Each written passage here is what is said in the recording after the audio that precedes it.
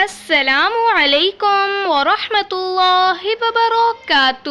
معزز ناظرین، جو شخص رات کو اٹھے، آپ صلی اللہ علیہ وآلہ وسلم نے فرمایا، جو شخص رات کو اٹھے اور ان کلمات کو پڑھے: بسم اللہ الرحمن الرحیم، لا الہ الا اللہ وحدہ لا شریک لہ، لہ الملک ولہ الحمد وہو علی کل شیء قدیر، الحمد للہ وسبحان اللہ ولا الہ الا اللہ واللہ اکبر ولا حول ولا قوة الا باللہ۔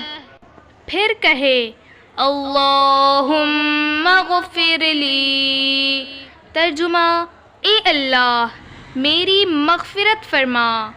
یا دعا کرے تو اس کی دعا قبول کی جاتی ہے، اگر اس نے وضو کیا تو اس کی نماز مقبول ہوتی ہے۔